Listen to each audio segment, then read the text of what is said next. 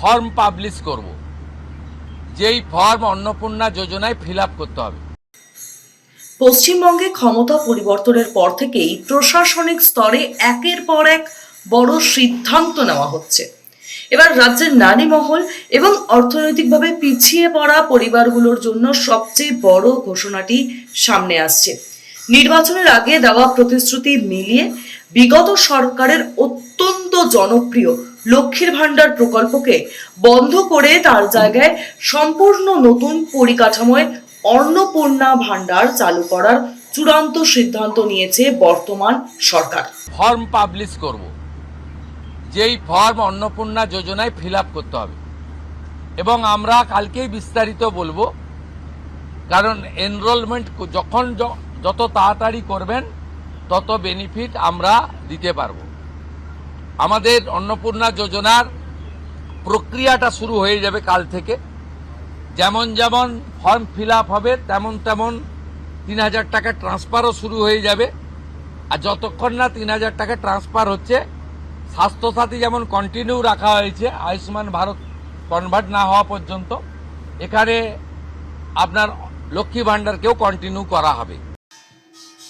আবেদনকারীর বয়স 25 বছর থেকে 60 বছরের মধ্যে হওয়াটা বাধ্যতামূলক, এবং এই যে সমস্ত নারী ইনকাম ট্যাক্স দেয় তারা এই প্রকল্পের সুবিধা কিন্তু পাচ্ছেন না।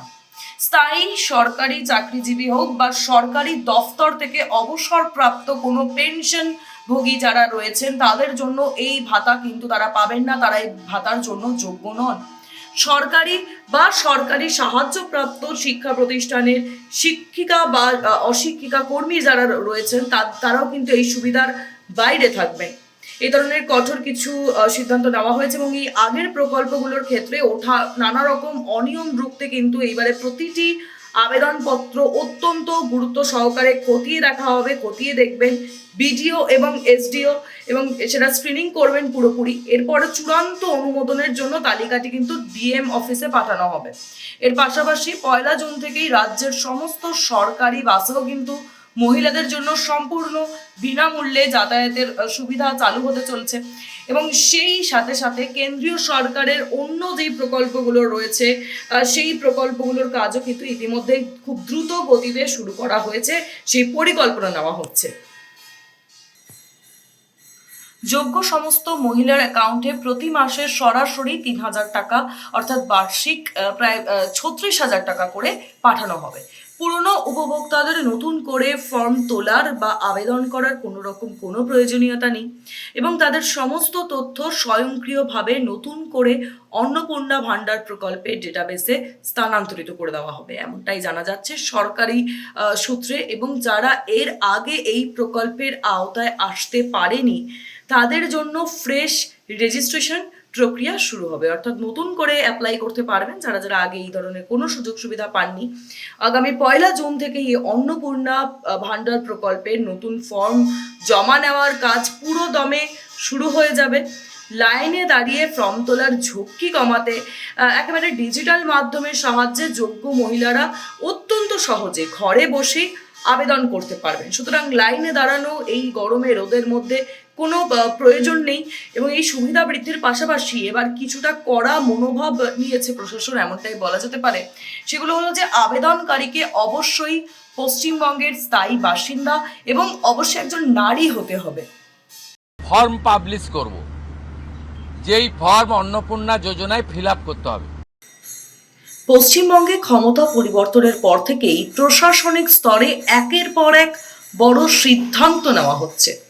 এবার রাজ্যের নারী মহল এবং অর্থনৈতিকভাবে পিছিয়ে পড়া পরিবারগুলোর জন্য সবচেয়ে বড় ঘোষণাটি সামনে আসছে। নির্বাচনের আগে দেওয়া প্রতিশ্রুতি মিলিয়ে বিগত সরকারের অত্যন্ত জনপ্রিয় লক্ষ্মীর ভাণ্ডার প্রকল্পকে বন্ধ করে তার জায়গায় সম্পূর্ণ নতুন পরিকাঠামোয় অন্নপূর্ণা ভাণ্ডার চালু করার চূড়ান্ত সিদ্ধান্ত নিয়েছে বর্তমান সরকার। ফর্ম পাবলিশ করব, যেই ফর্ম অন্নপূর্ণা যোজনায় ফিল আপ করতে হবে, এবং আমরা কালকেই বিস্তারিত বলবো। কারণ এনরোলমেন্ট যখন যত তাড়াতাড়ি করবেন তত বেনিফিট আমরা দিতে পারবো। আমাদের অন্নপূর্ণা যোজনার প্রক্রিয়াটা শুরু হয়ে যাবে কাল থেকে। যেমন যেমন ফর্ম ফিল আপ হবে তেমন তেমন 3,000 টাকা ট্রান্সফারও শুরু হয়ে যাবে। আর যতক্ষণ না 3,000 টাকা ট্রান্সফার হচ্ছে, স্বাস্থ্যসাথী যেমন কন্টিনিউ রাখা হয়েছে আয়ুষ্মান ভারত কনভার্ট না হওয়া পর্যন্ত, এখানে আপনার লক্ষ্মী ভাণ্ডারকেও কন্টিনিউ করা হবে। আবেদনকারীর বয়স 25 বছর থেকে 60 বছরের মধ্যে হওয়াটা বাধ্যতামূলক এবং এই যে সমস্ত নারী ইনকাম ট্যাক্স দেয় তারা এই প্রকল্পের সুবিধা কিন্তু পাচ্ছেন না।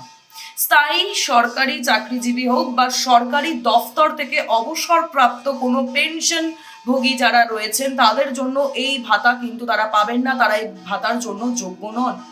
সরকারি বা সরকারি সাহায্যপ্রাপ্ত শিক্ষা প্রতিষ্ঠানের শিক্ষিকা বা অশিক্ষিকা কর্মী যারা রয়েছেন তারাও কিন্তু এই সুবিধার বাইরে থাকবেন। এই ধরনের কঠোর কিছু সিদ্ধান্ত নেওয়া হয়েছে এবং এই আগের প্রকল্পগুলোর ক্ষেত্রে ওঠা নানা রকম অনিয়ম রুখতে কিন্তু এইবারে প্রতিটি আবেদনপত্র অত্যন্ত গুরুত্ব সহকারে খতিয়ে দেখা হবে, খতিয়ে দেখবেন বিডিও এবং এসডিও এবং সেটা স্ক্রিনিং করবেন পুরোপুরি। এরপরে চূড়ান্ত অনুমোদনের জন্য তালিকাটি কিন্তু ডিএম অফিসে পাঠানো হবে। এর পাশাপাশি 1 জুন থেকেই রাজ্যের সমস্ত সরকারি বাসেও কিন্তু মহিলাদের জন্য সম্পূর্ণ বিনামূল্যে যাতায়াতের সুবিধা চালু হতে চলছে এবং সেই সাথে সাথে কেন্দ্রীয় সরকারের অন্য যেই প্রকল্পগুলো রয়েছে সেই প্রকল্পগুলোর কাজও কিন্তু ইতিমধ্যে খুব দ্রুত গতিতে শুরু করা হয়েছে, সেই পরিকল্পনা নেওয়া হচ্ছে। যোগ্য সমস্ত মহিলার অ্যাকাউন্টে প্রতি মাসে সরাসরি 3,000 টাকা অর্থাৎ বার্ষিক প্রায় 36,000 টাকা করে পাঠানো হবে। পুরনো উপভোক্তাদের নতুন করে ফর্ম তোলার বা আবেদন করার কোনো প্রয়োজনীয়তা নেই এবং তাদের সমস্ত তথ্য স্বয়ংক্রিয়ভাবে নতুন করে অন্নপূর্ণা ভাণ্ডার প্রকল্পের ডেটাবেসে স্থানান্তরিত করে দেওয়া হবে, এমনটাই জানা যাচ্ছে সরকারি সূত্রে। এবং যারা এর আগে এই প্রকল্পের আওতায় আসতে পারেনি তাদের জন্য ফ্রেশ রেজিস্ট্রেশন প্রক্রিয়া শুরু হবে, অর্থাৎ নতুন করে অ্যাপ্লাই করতে পারবেন যারা যারা আগে এই ধরনের কোনো সুযোগ সুবিধা পাননি। আগামী 1 জুন থেকে এই অন্নপূর্ণা ভাণ্ডার প্রকল্পের নতুন ফর্ম জমা নেওয়ার কাজ পুরো দমে শুরু হয়ে যাবে।